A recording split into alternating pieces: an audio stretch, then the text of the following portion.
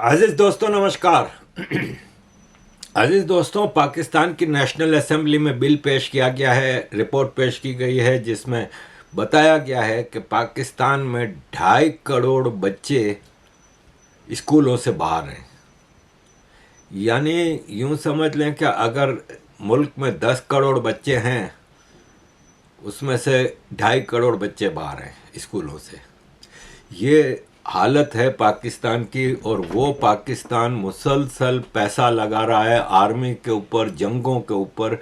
दुनिया में साला कहीं भी जंग हो, पाकिस्तान उसमें ज़रूर अपना टांग अड़ाएगा।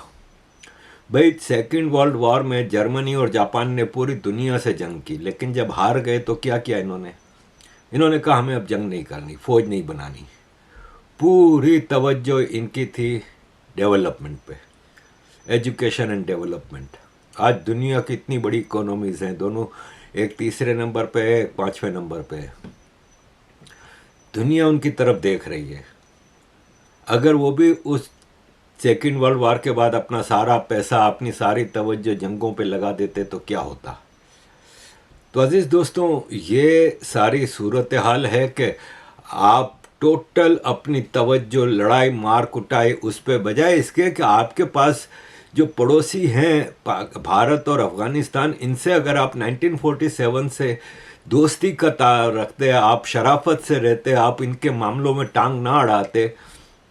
अब बंटवारा हिंदुस्तान का जैसा भी हुआ, वो आपको पता ही है कि उसमें कई ऑब्जेक्शनेबल चीज़ें थीं, और उसमें फ़ायदे पाकिस्तान को भी हुए, हिंदुस्तान को भी हुए। उस बंटवारे में जो लाइनें खींची गईं, उसका नतीजा दोनों के लिए ही कुछ ना कुछ मसले थे।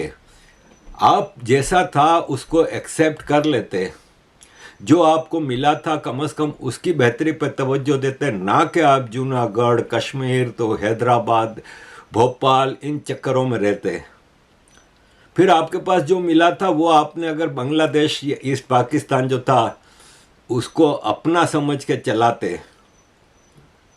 50% से ज़्यादा पॉपुलेशन थी, ना आपने बांग्ला ज़बान को नेशनल लैंग्वेज बनाने दी, ना कुछ किया, तो नतीजा तो यही निकलना है जो आज था। लेकिन बहरहाल इसमें पाकिस्तान के सिविलियंस का, पॉलिटिशियंस का कसूर नहीं है। इसमें कसूर सिर्फ उस आर्मी का है जो एक डिज़ाइन के तहत जिनके हवाले पाकिस्तान किया गया था। पाकिस्तान बनाया जिन मकसद के लिए गया था, अंग्रेज़ों की तरफ से, अमेरिका और इंग्लैंड की तरफ से, उसमें इनके एजेंट आर्मी थे और आर्मी इनके एजेंडे को पूरा कर रही थी। तो ये नतीजा निकला। अब देखें, जो पाकिस्तान के रोज़ के स्कूल हैं। अगली खबर आपके सामने रखेंगे तो आप सर दुनेंगे। खबर यह है कि पंजाब हुकूमत ने अब सूबे के तालीमी निसाब में मार्का हक को शामिल करने का फ़ैसला किया है। ये सिर्फ तालीमी निसाब ही नहीं, बल्कि सुबह की जो दुआ होती है, जो लब पे आती है दुआ, पढ़ते थे स्कूल के अंदर, उसकी जगह पर अब मार्का हक की दुआ जो है वो शामिल की जाएगी। और इसमें मज़ीद जो इस सारे मामले का अहवाल जानते हैं वो कहते हैं कि इस कमेटी के अंदर ये भी डिस्कस हुआ कि फील्ड मार्शल साहब का नाम भी इसमें होना चाहिए, और मरियम नवाज़ साहबा का नाम भी इस दुआ के अंदर, सुबह सुबह स्कूल के अंदर जो दुआ होनी है उसमें शामिल होना चाहिए। उसमें अब जो शुरू में असेंबली होती है, आई डोंट नो इंडिया में क्या है, लेकिन पाकिस्तान में एक शुरू में असेंबली होती है जब स्कूल शुरू होता है। उसमें सारे बच्चे ग्राउंड में खड़े होकर नेशनल एंथम पढ़ते हैं या जो भी पढ़ते हैं, दुआएं मांगते हैं। उसमें अब ये डिसाइड किया गया है कि आर्मी चीफ आसिम मुनीर और मरियम नवाज़ का नाम भी उसमें शामिल किया जाएगा, जो असेंबली में दुआएं मांगी जाती हैं। ये गवर्नमेंट का ऑर्डर है। अब आप बताएं कि आप इन चीज़ों से क्या हासिल करना चाहते हैं। आप आर्मी चीफ को खुदा बना के बैठे हुए हैं, उसको खुदा का दर्जा दिया हुआ है। एनीवे, अजीज़ दोस्तों, मैं आर्मी चीफ के बारे में कुछ बोलना चाहूँगा आगे। ज़रा ये एक ख़बर शेयर कर दूँ कि पाकिस्तान में जो फेक मीडिया और फेक प्रोपेगेंडा चलता है ना, उसका कोई अंत नहीं है। ये फरीद ज़करिया हैं जो कि CNN के एक एंकर हैं, इनके नाम से ये फेक न्यूज़ बनाई गई कि जिसमें ये फरीद ज़करिया कहते हैं कि पाकिस्तान एक कंट्री नहीं है, बल्कि दुनिया की पॉलिटिक्स और दुनिया का नक्शा पाकिस्तान के बगैर अधूरा है।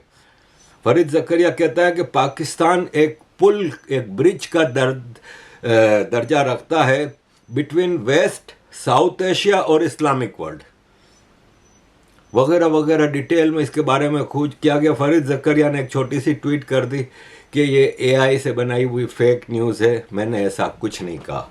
जिनके दुनिया के अंदर 57 इस्लामी मुल्क है, लेकिन अल्लाह ताला ने मुहाफिजीन हरमैन का जो शर्फ है वो पाकिस्तान को दिया है। वअल्लफ़्त बैन क़ुलूबिहिम लौ अनफ़क़्त मा फ़िल अर्ज़ि मा अल्लफ़्त बैन क़ुलूबिहिम वलाकिन अल्लाह अल्लफ़ बैनहुम। रियासत पाकिस्तान और रियासत तैयबा, इनका पहले दिन से आपस में एक ताल्लुक है। वो 1400 साल पहले जो रियासत बनी थी कलमे की बुनियाद के ऊपर, तो उसके 1300 साल के बाद एक और रियासत बनी, वो भी कलमे की बुनियाद के ऊपर। और अल्लाह ताला ने इन दोनों रियासतों में इतनी ज्यादा ममासलत रखी कि दुनियाए इस्लाम में और कोई ऐसी रियासत क्यों नहीं बनी कलमे की बुनियाद के ऊपर, सिर्फ वाहिद आपकी रियासत क्यों बनी कलमे की बुनियाद के ऊपर। रियासत तैयबा और रियासत पाकिस्तान, जिनके बनने की वजह एक, जिनका नाम एक, जिनका महीना एक, रमजान का महीना 27 रमजान मुबारक, और जिनके बनने में हिजरत का उनसर शामिल, तो ये इतनी ज्यादा मुमासलत जो है अल्लाह ताला ने रखी हुई है, तो किसी वजह से रखी हुई थी, क्योंकि अल्लाह ताला ने उनको जो है खादमुल हरमैन बनाना था और हमें अल्लाह के फजल से मुहाफिजुल हरमैन बनाना था। एक हो मुस्लिम हरम की पासबानी के लिए नील के साहिल से लेकर ताबखा के काश्त। अब अजीज दोस्तों, आपने देखा कि ये आर्मी चीफ फरमा रहे थे कि हमें अल्लाह ताला ने अल्लाह के घर की हिफाजत, मक्का और मदीना की हिफाजत के लिए सऊदियों को चुना है और फिर हमें चुना है। हम मक्का और मदीना की हिफाजत के लिए सब कुछ करेंगे वगैरह वगैरह। मैं ये पूछता हूँ कि मक्का और मदीना, पूरी हिस्ट्री उठा कर देख लें, जब से इस्लाम आया है मक्का और मदीना पे हमला किसी काफिर ने नहीं किया। किसी नॉन इस्लामिक कंट्री ने मक्का और मदीना पे कभी हमला नहीं किया, कभी खतरे में रहा ही नहीं। अगर मक्का और मदीना पे हमला किया है तो हमेशा मुसलमानों ने ही किया है। अगर आप हिस्ट्री में चले जाएं तो फातमीद ने किया, मुख्तलिफ लोगों ने किया, हज्जाज बिन यूसुफ ने किया।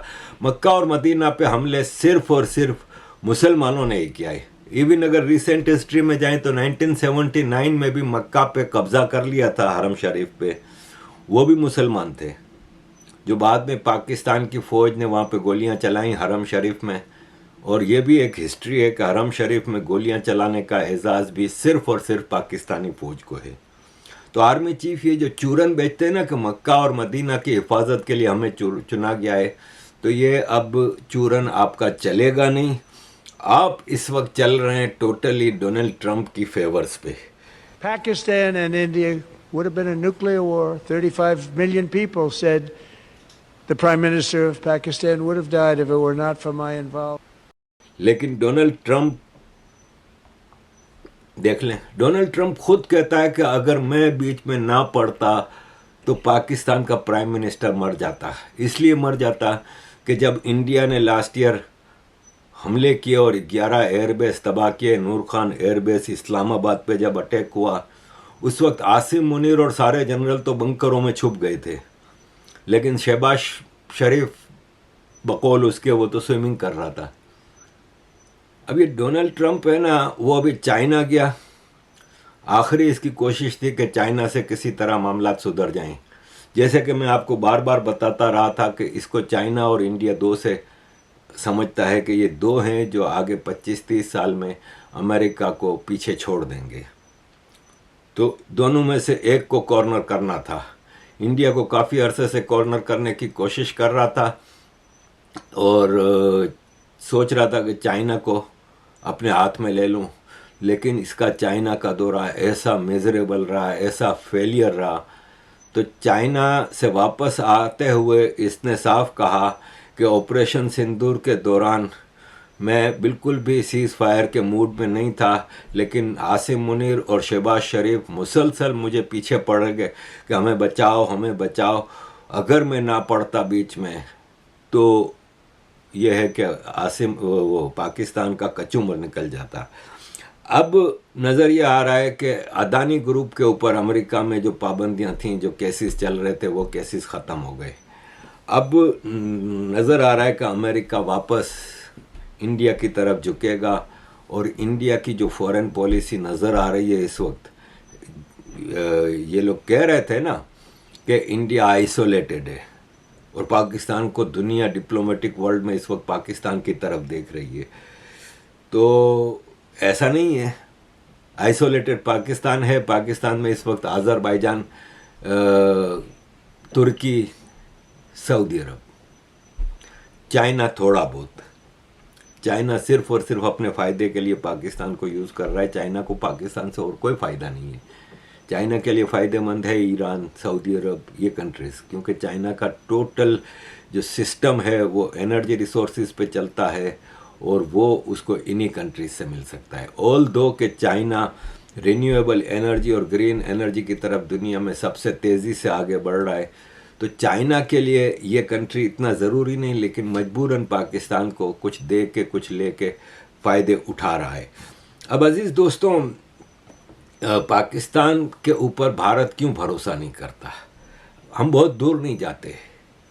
पिछले 25-27 साल की अगर हिस्ट्री देख लें तो फरवरी 99 में वाजपेयी साहब पाकिस्तान आए,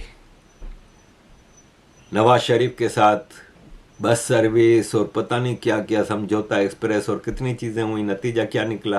पाकिस्तान ने कारगिल किया। कारगिल भारत की दोस्ती के ऊपर एक छुरा मारा था। नवंबर 2008 में शाह महमूद कुरैशी दिल्ली में पीस नेगोशिएशंस के लिए जाते हैं। उसके एक हफ्ते के अंदर पाकिस्तान ने 26 नवंबर को मुंबई पे हमले कर दिए। 26/11 आपको याद होगा। इसी तरह मोदी साहब, आखिरी कोशिश जो पाकिस्तान के साथ दोस्ती की गई, वो मोदी साहब दिसंबर 2015 में लाहौर आए और नवाज शरीफ के साथ दोस्ती करने की कोशिश की, तो नवाज शरीफ को भी मोदी का यार है, गद्दार है करके हटा दिया गया पाकिस्तान से। ज़बरदस्ती उसको रिज़ाइन करना पड़ा और मोदी जी के भारत के ऊपर पठानकोट में टेररिज्म होती है, तो पाकिस्तान के ऊपर भारत कैसे भरोसा करे? अब मैं ज़रा डिप्लोमेटिक एफर्ट की बात करूं कि मोदी जी अभी 5 कंट्रीज़ के दौरे पे गए हैं। आज नॉर्वे पहुंचे हैं।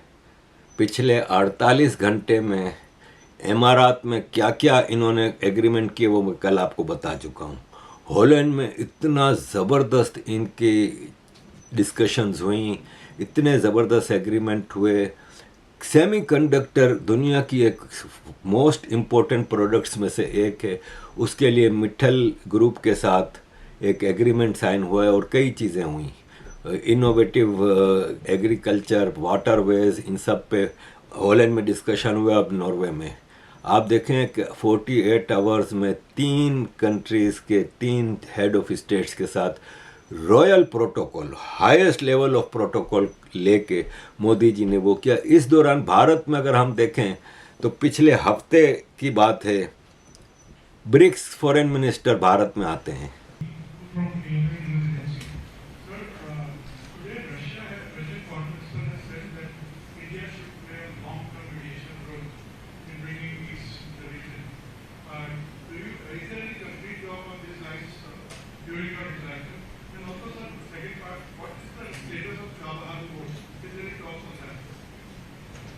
Well, Chabahar Port is one of the symbols of cooperation between Iran and India, and we are so glad that that Indians played an important role in the development of that port.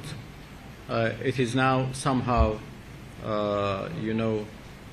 slowed down because of the U.S. sanctions, but I am confident that this port would be